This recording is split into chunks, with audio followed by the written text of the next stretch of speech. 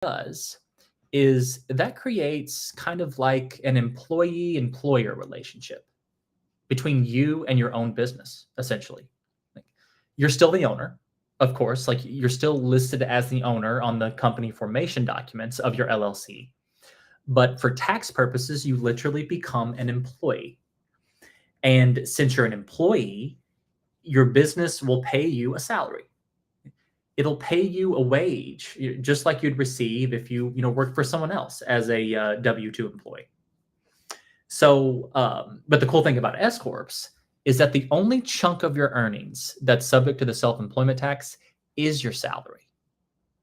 So, for example, let's assume that a self-employed person makes $100,000 and they elect S corp tax status, and let's also assume that with your salary, with their S corp salary, they pay themselves around $40,000. The salary, kind of depends on your personal situation, but for this purposes, let's just assume that a $40,000 salary is considered a reasonable salary. Now, with an S corp, that first 40 grand is the only chunk of your earnings that's subject to the self-employment tax. The other 60,000, or just the rest of your earnings, like outside of an S corp, or I'm sorry, outside of your salary, those are considered distributions to yourself. You can kind of think, conceptually speaking, you can kind of think of distributions as dividends almost.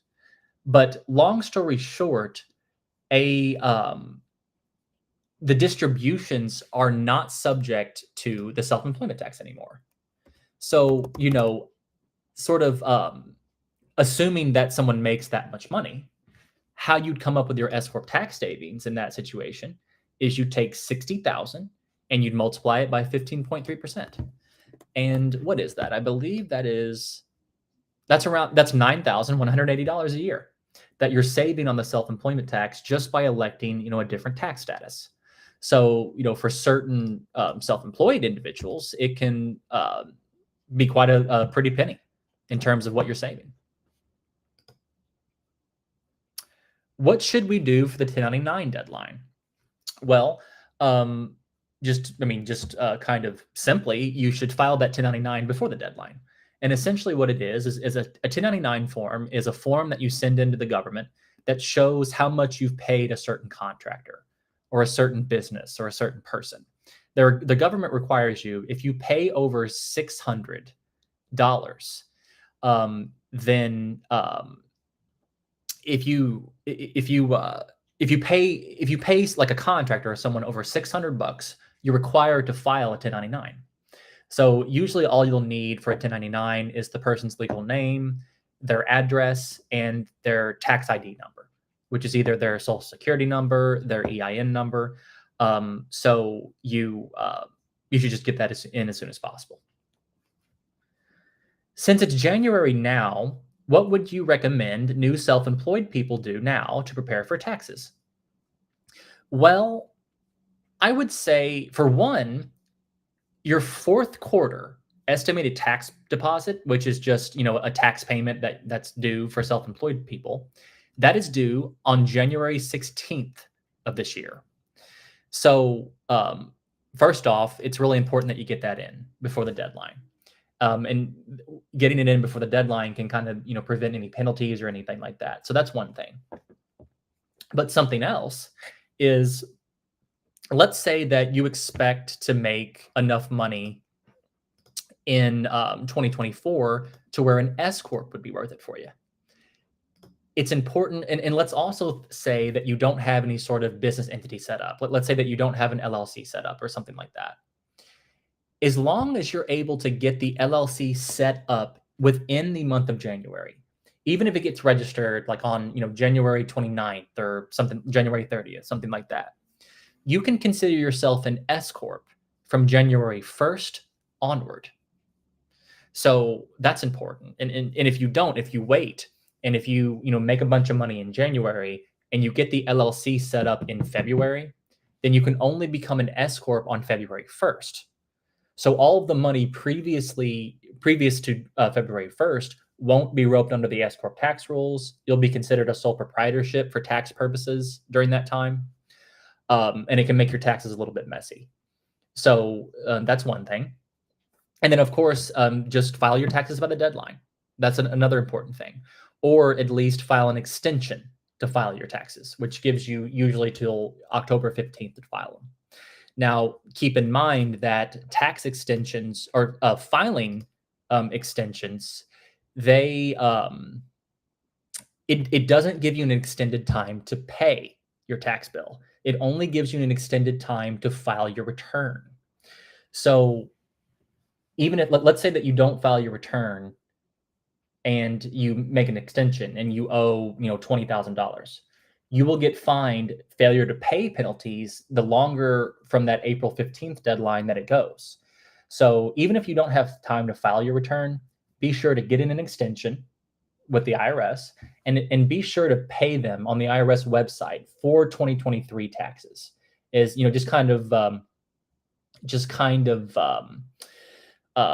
so you can prevent a failure to pay penalty is what I'm trying to say.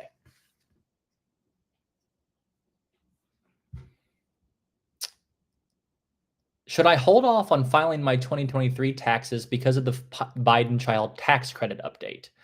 Honestly, I believe that was a bipartisan agreement that Congress pushed through, but I think they just pushed it through. So I haven't had time to see the deadlines or what that will apply to. But I think that it was just an extension. So of the child tax credits. So I think for 2023, I'm not even really sure if you should hold off because I think it's just simply an extension of the child tax credits. But I haven't been able to look at it yet because they just passed it. So don't take that with a grain of salt. Do taxes adjust due to inflation? Yes, in the sense to where the IRS will typically do a standard deduction inflation adjustment. So what that means essentially is each year, or usually, they'll increase the standard deduction. And the standard deduction is simply just it's what you get to write off just automatically from your taxes, just right off the bottom. So yes, they do adjust for inflation, and that should be adjusted.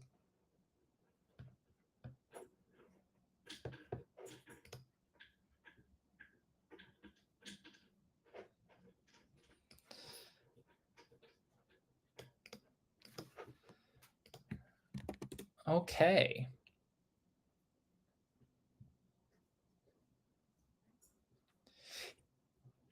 Yes. So they did. So the question is, I heard the IRS announce new tax brackets. Is that true? So what they did is they announced inflation adjustment. So essentially, the tax brackets aren't really new, but how much you can deduct from your taxes is new.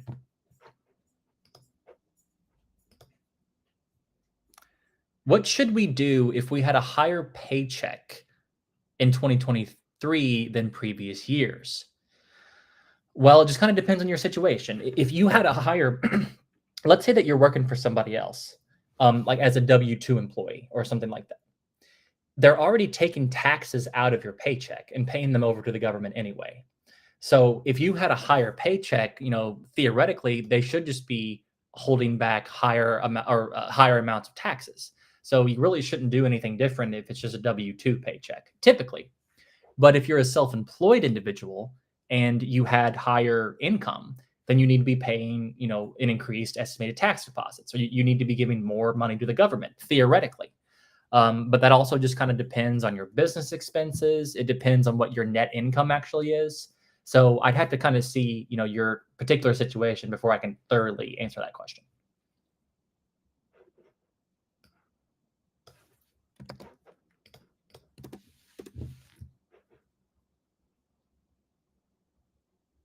Okay, so here's a good question. What is the Corporate Transparency Act? Has this gone into effect? So essentially, the Corporate Transparency Act is pretty much an anti-money laundering act. And it's where the government wants to know who owns corporations or LLCs or sort of similar entities in the US. And it's called a FinCEN report. It's a sort of a business ownership report. And you have to go and go online, and you have to tell the federal government who owns the LLC that you have, or like you have to share ownership information.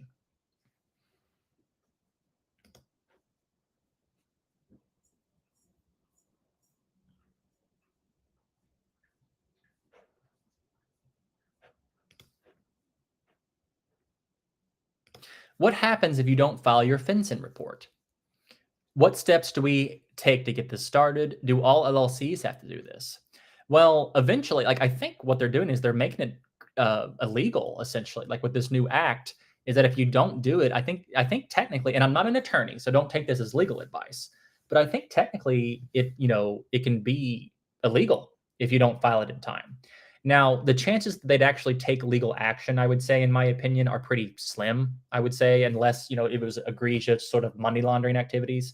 But what they will do is fine you.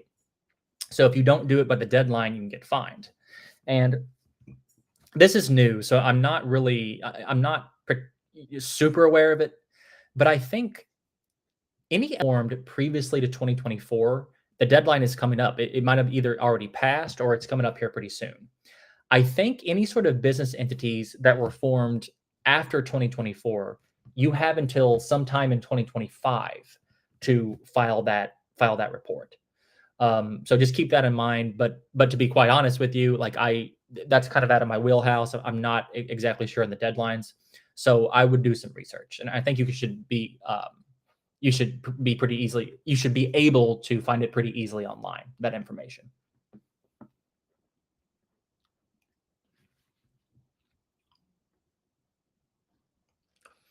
In what situations would you not want to become an S corp? Well, I would say there are a few situations. One, because the entire reason why you'd want to go the S corp route, or elect S corp tax status, is to save on the self-employment tax, is to save on taxes. But with the S corp, like it is a more complicated tax structure. So usually, like it requires more payments to tax professionals to have everything handled. It's just a little bit more burdensome administrative wise. It can be more expensive to run. So what you need to do is you need to determine, am I at an income level to where it would even be worth it to elect this status? What it is the amount that I'm saving in taxes by becoming an S corp, is that covering all the additional administrative costs that I'm going to have, including professional service fees to either companies like Collective or CPAs and whatnot, payroll fees, like usually you have to have payroll softwares and everything, and also the amount of money that it would cost to file your S corp tax return at the end of the year, because that's a more complicated tax return, and CPAs can charge quite a bit to file that return. So you need to kind of get an idea on how much you would save if you became an S corp, and whether or not it would be worth it for you to pay all these fees. Because if the tax savings that you get, if it doesn't cover the additional cost that come along with an S corp, then it's not worth it to be an S corp. It doesn't make any sense to do it if you're not going to say any sort of positive tax savings. And something else I would say is that, like I said, the entire reason why you'd want to elect the S corp tax status is to save on the self-employment tax. There are certain income sources that aren't subject to the self-employment tax. Self-employment tax is only subject on active business activities. So your own business, consulting, some sort of 1099 contractor payments. But the self-employment tax is typically not subject on passive income sources. So things like rental income, some sort of like leasing agreements, things like that. And essentially, that's not subject to the self-employment tax. So you wouldn't want that stuff under an S corp. Like all you're doing is making your tax situation more complicated without any benefit of the S corp.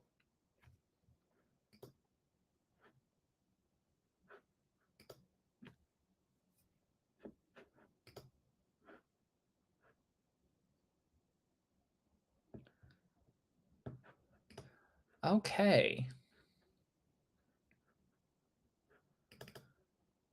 Why? Here's a good question. Why would you want an LLC over a corporation when electing S corp tax status?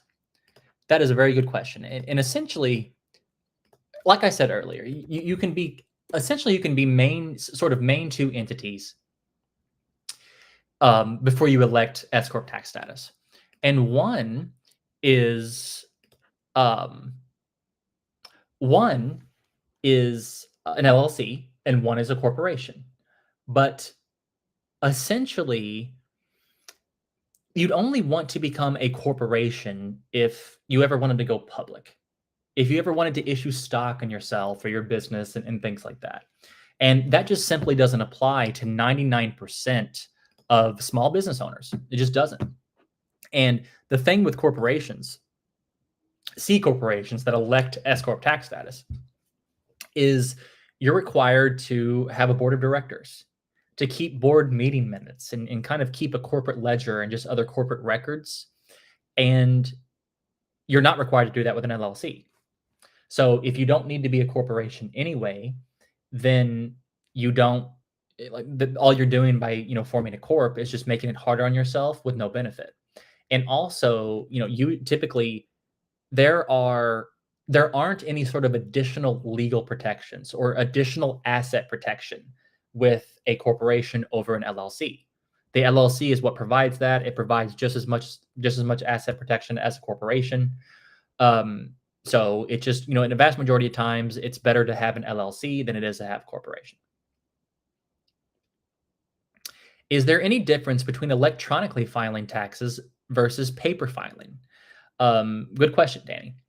Yes, there's big differences, and I would advise against filing your taxes on paper. One, the IRS is slow as a stubborn ox when it comes to paper tax filings. It's just not something you want to do. It takes them forever to process paper filing returns, which is strange, but it's how they do it. And it's just typically a lot faster when you file electronically. And two, paper filings can get lost. It's just more error prone. I would certainly recommend to file electronically if you can. Now, there's some situations, like especially if you're, missing back taxes and things like that. There are some situations to where you have to file paper returns, but for a majority of people, you can file electronically.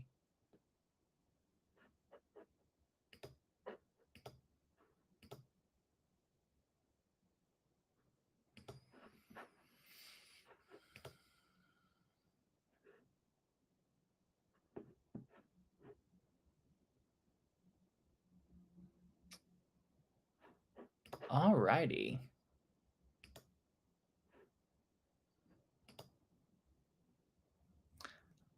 No problem, Danny. Thank you for your question. Can partnerships elect S corp tax status? Yes, they can. So a partnership is essentially when there are two or more people on an LLC. That's essentially what a partnership is. And they can elect S corp tax status as well. And what you'd have to do is you'd have to determine, who was a limited partner, who was an active partner, things like that.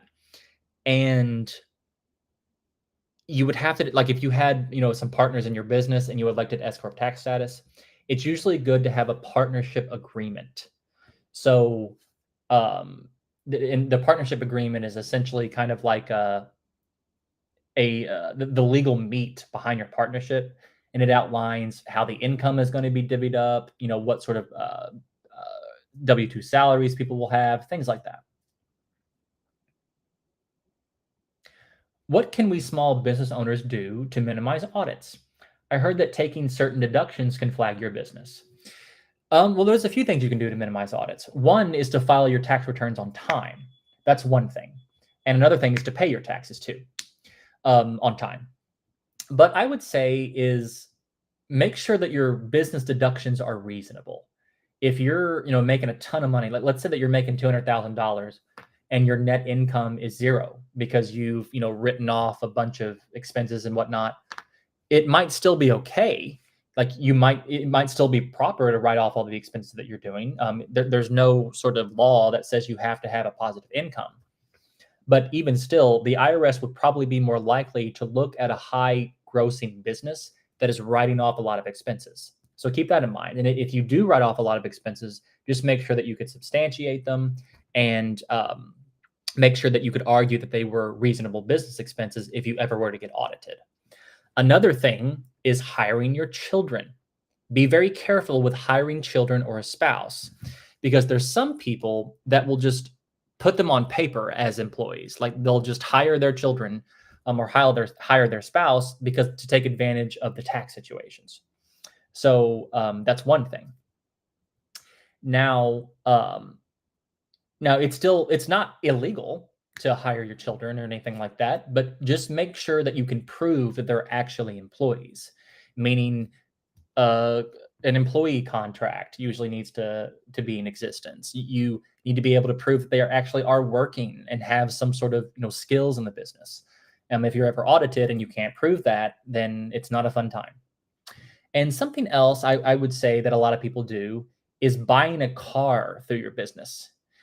Now, especially if you're just a consultant or just a small business owner, and your car, it's usually a better idea to expense your mileage as opposed to, actually buying your car through your business. Now, I'm not saying it's illegal. It's not. There's several situations where you can buy your car through your business, but it just makes you more likely to get audited. And if you can't prove that that car is essentially explicitly used for business use, the IRS could disallow that and it could make your taxes messy.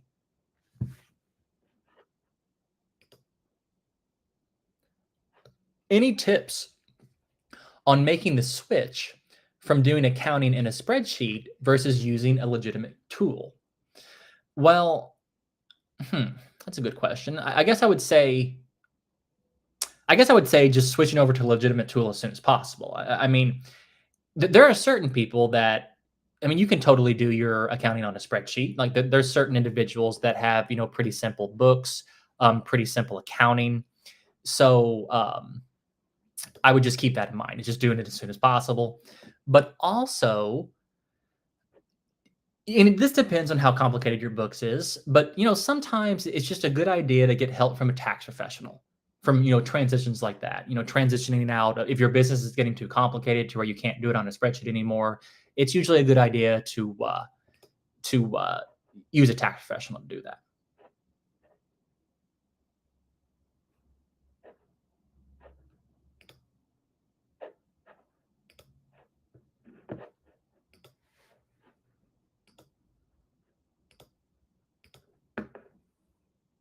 Okay.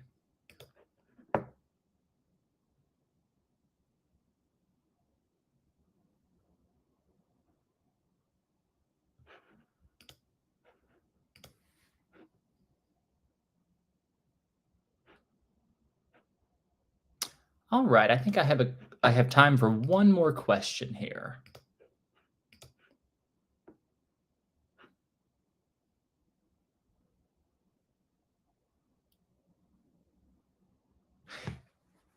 The IRS has received more funding. Do you expect to have an increase in audits? Yes, I do. I expect them to audit more.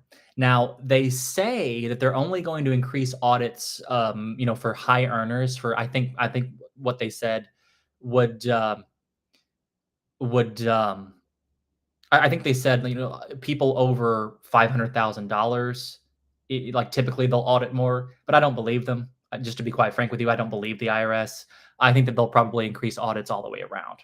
And what they'll also do is they'll increase sort of tax compliance to where if you owe back taxes, if you owe back tax returns, I would think that they're going to send more notices. They're going to be more aggressive in collecting taxes. So if you have a tax issue, it's probably a good idea to clean that up as soon as possible. But that is all the time that I have left today. I actually have another conversation with a prospective collective member that I have to get to. But thank everyone for showing up. I enjoy these so much every week, and we hope to see you next week for another Tax Tuesday.